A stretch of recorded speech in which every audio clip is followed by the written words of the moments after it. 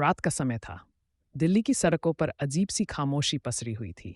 सर्द हवाएं गलियों से गुजर रही थी, मानो किसी अनकहे डर की फुसफुसाहट कर रही हों।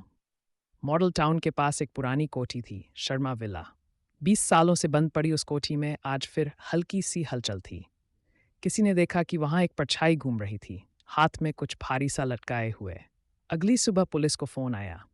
सर, शर्मा विला में किसी की हत्या हो गई है। इंस्पेक्टर अरविंद राणा अपनी टीम के साथ मौके पर पहुंचे। दरवाज़ा टूटा हुआ था। अंदर खून की गंध और दीवारों पर छींटे जैसे किसी ने पेंटिंग बना दी हो।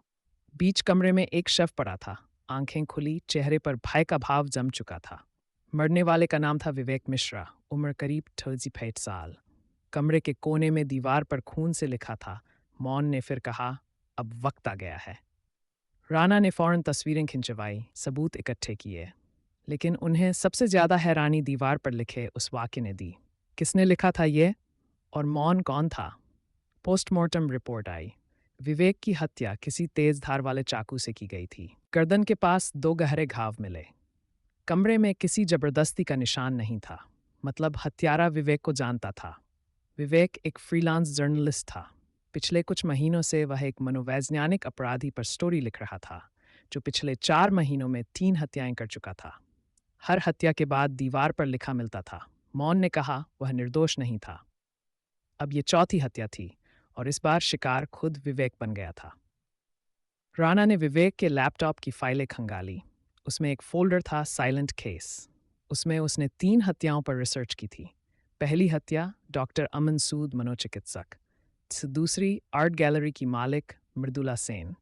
तीसरी समाजसेवी अनिल जोशी। तीनों की मौत के बाद वही वाक्य, मौन ने कहा वह निर्दोष नहीं था। विवेक की एक नोटबुक भी मिली जिसमें उसने लिखा था, मौन वह कोई आम कातिल नहीं, वह अपने शिकारों को पापी समझता है। उसकी सोच विकृत है लेकिन तार्किक। वह सजा देता है अपने हिसाब से। राणा ने विवेक के दोस्तों और परिवार से पूछताछ की। सबका कहना था कि विवेक कुछ दिनों से डर में जी रहा था। किसी अनजान नंबर से उसे रिकॉर्डिंग वाले वॉइस मैसेज मिलते थे, जिसमें बस इतना कहा जाता, तुम सच्चाई के करीब आ गए हो विवेक, अब तुम्हारा मौन हमेशा के लिए टूटेगा। विवेक ने पुलिस में शिकायत नहीं की थी। शायद वह सोच रहा था कि यह बस किसी की धमकी है, लेकिन अब बहुत देर हो चुकी थी। राणा ने नंबर ट्रेस किया। ये एक डिस्पोजेबल सिम से किया गया कॉल था, जो करोल बाग से खरीदा गया था। कैमरे चेक करने पर एक व्यक्ति दिखाई दिया, ऊंचा, दुबला पतला, काले कपड़ों में और चेहरे पर सर्जिकल मास्क।